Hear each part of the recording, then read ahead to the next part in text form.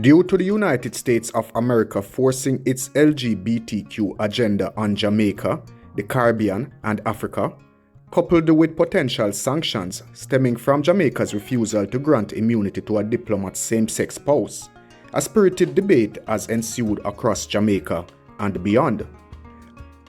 The U.S. State Department made a clear declaration it was unhappy with the Jamaican government's refusal to grant diplomatic immunity for the spouse of a gay diplomat about to be posted to Kingston, Jamaica. A frequent question that pops up is, should Jamaica sever ties with the United States?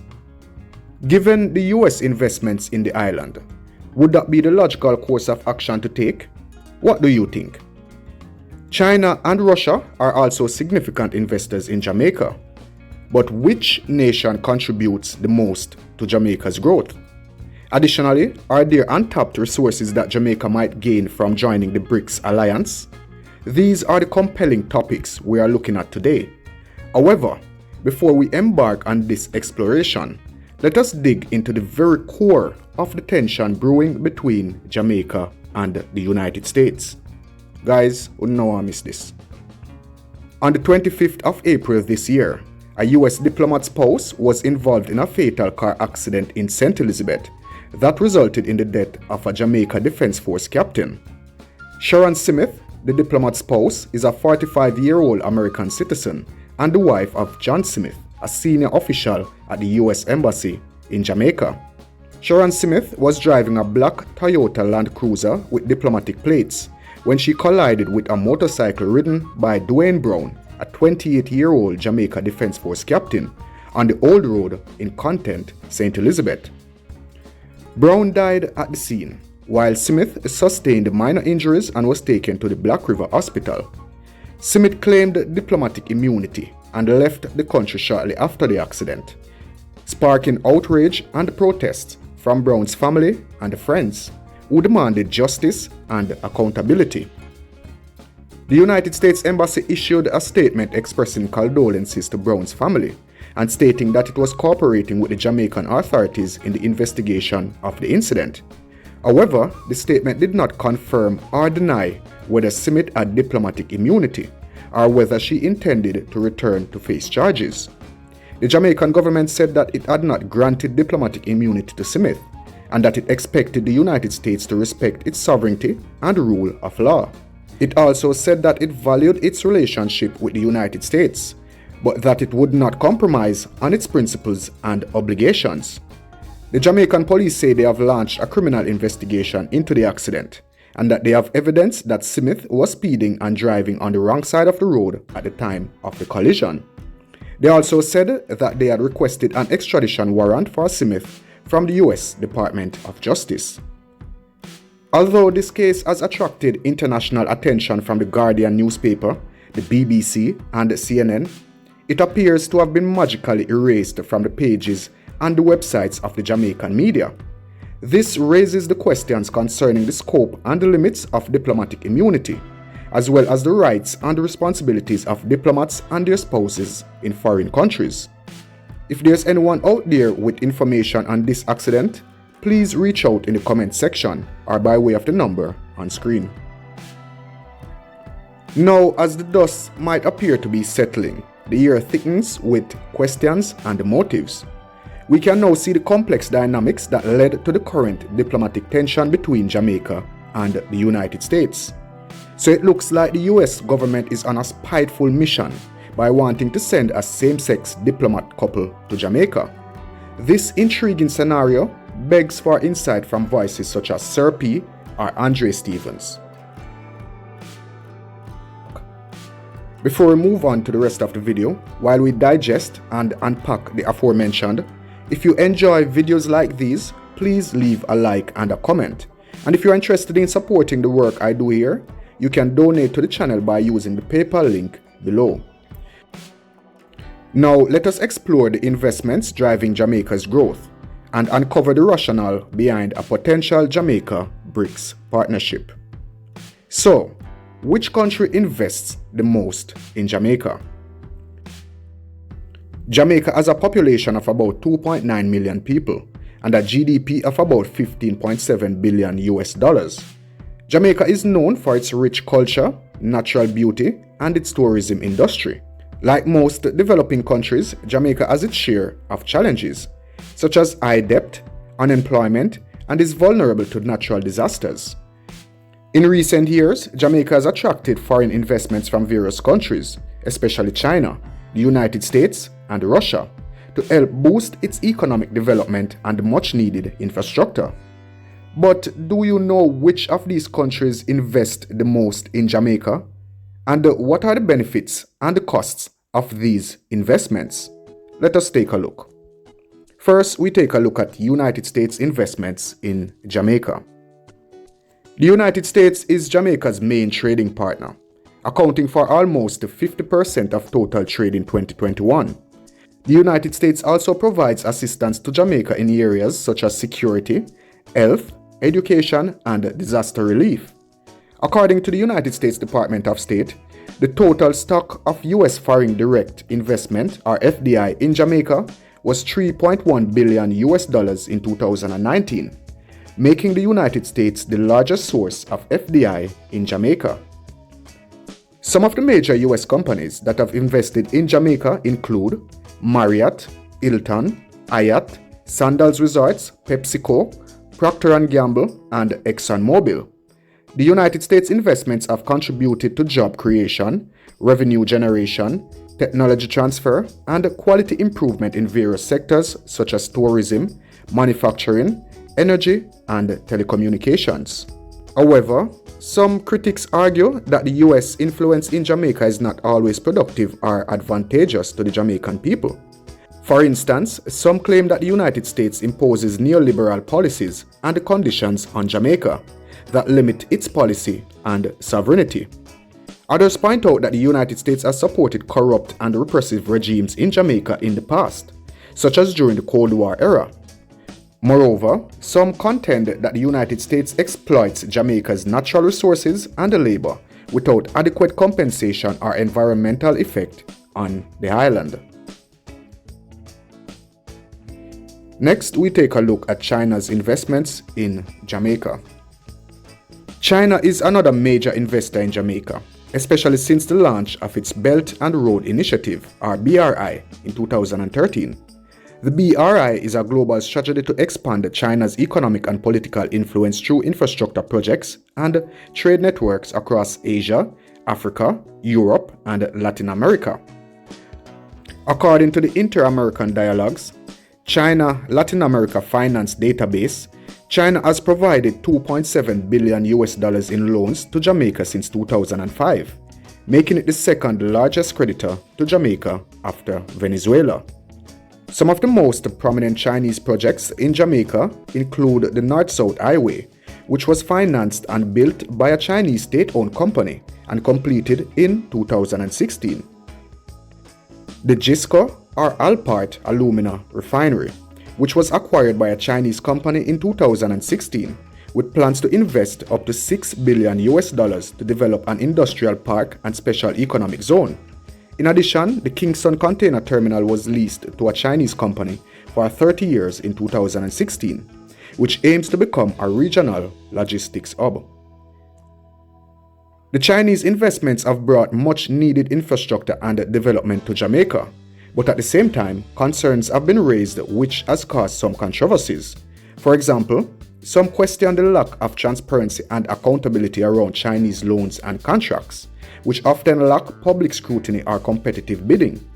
Others worry about the debt sustainability and repayment capacity of Jamaica, which has a high debt to GDP ratio of 110% as of 2020.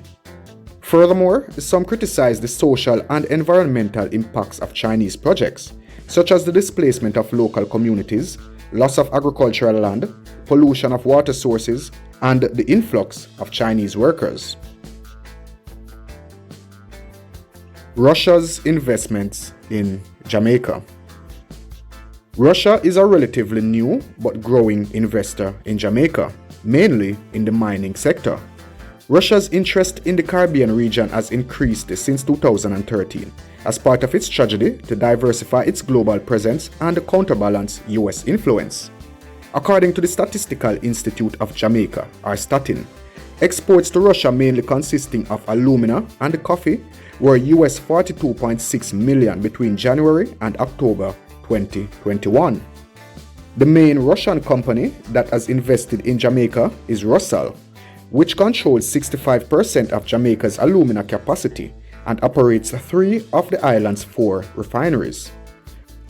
Rusal has invested over $100 million in a coal-fired electricity generating plant with the objective of reducing its energy costs and reopening idle plants. Rusal has also pledged to support social projects such as education and healthcare for local communities. However, some challenges remain with Russia's investment in Jamaica.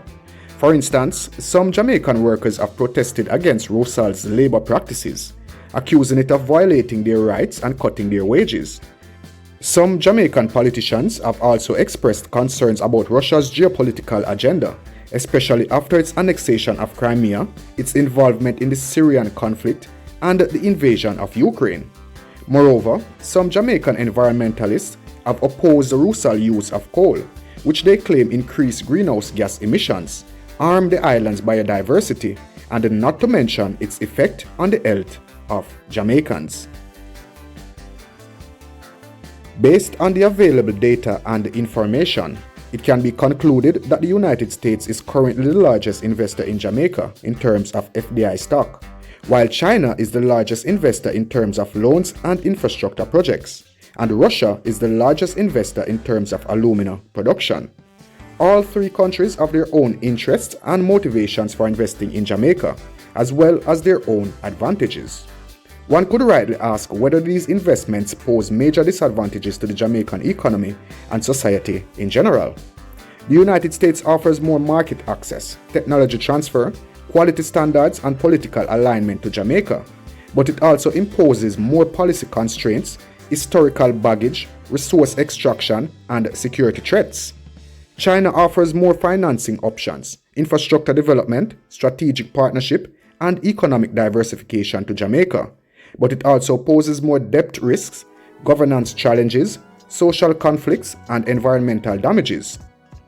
While Russia offers more mining opportunities, energy cooperation, and cultural exchange to Jamaica, but it faces more labor disputes, geopolitical suspicions, and climate concerns.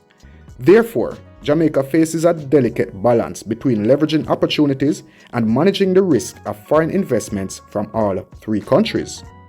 Jamaica needs to pursue a pragmatic and a diversified approach that maximizes its benefits while minimizing the costs from engaging with different partners. Jamaica also needs to strengthen its own institutional capacity, regulatory framework, public participation, and a national vision to ensure that foreign investments serve its long-term interests and goals. Now, let us take a look at why Jamaica should join the Brics alliance. Brics is an acronym for 5 emerging economies of the world: Brazil, Russia, India, China, and South Africa. The term BRIC was coined by Jim O'Neill, the then chairman of Goldman Sachs, in 2001. The BRICS have a combined area of 39.7 million kilometers squared and an estimated total population of about 3.21 billion. They also have a combined nominal GDP of US $28.6 trillion, and that's about 26.6% of the gross world product. A total GDP or PPP of around US $56.65 trillion, 32.5% of the global GDP, and an estimated US $4.46 trillion in combined foreign reserves as of 2018. The BRICS are considered the foremost geopolitical rival of the G7 bloc of leading advanced economies, announcing competing initiatives such as the New Development Bank, the Contingent Reserve Arrangement, the BRICS Payment System, the BRICS Joint Statistical Publication, and the BRICS Basket Reserve Currency. The BRICS are also seen as an alternative voice for developing countries on global issues such as trade, climate change, human rights, and security. So, Jamaica should join BRICS for several reasons. First, joining BRICS would give Jamaica more access to financial resources, especially from the New Development Bank, which aims to support infrastructure and sustainable development projects in emerging economies. Jamaica could benefit from low interest loans, grants and technical assistance from the bank to fund its development priorities. Jamaica could also tap into the contingent reserve arrangement, which provides liquidity support to member countries in times of balance of payment crisis. Second, joining Brics would give Jamaica more influence in global governance, especially in reforming the international financial institutions, such as the International Monetary Fund and the World Bank. Jamaica could advocate for more representation, voice, and voting power for developing countries in these institutions, as well as for more flexible and fair lending conditions. Jamaica could also participate in shaping the global agenda on issues such as trade liberalization, climate change mitigation, human rights protection, and security cooperation. The third reason is that joining Brics would give Jamaica more opportunities for economic cooperation, especially in diversifying its trade partners and markets. Jamaica could benefit from preferential trade agreements, investment treaties, and technical cooperation with other Brics countries. Jamaica could also explore new areas of collaboration such as digital economy, green economy, blue economy, and creative economy. Jamaica could also leverage its cultural ties with Brazil and South Africa to enhance its soft power and tourism potential. The fourth and final reason is that joining Brics would give Jamaica more recognition and respect in the international community, especially as a small island developing state that faces unique challenges, such as vulnerability to natural disasters, dependence on tourism, high debt burden, and limited capacity.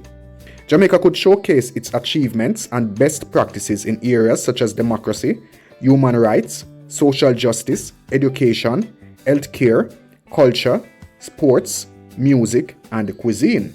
Jamaica could also share its experiences and lessons learned in dealing with foreign investments from different sources.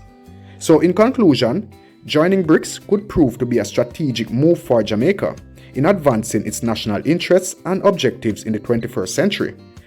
It would enable Jamaica to access additional resources, influence more decisions, and cooperate more effectively.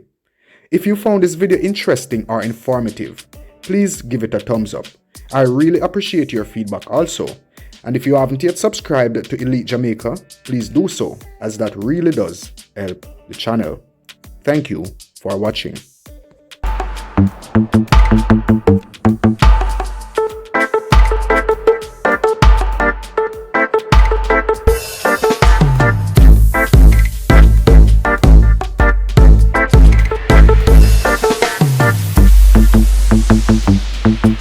Elite Jamaica. Don't forget to drop a like and a comment. Don't forget to subscribe.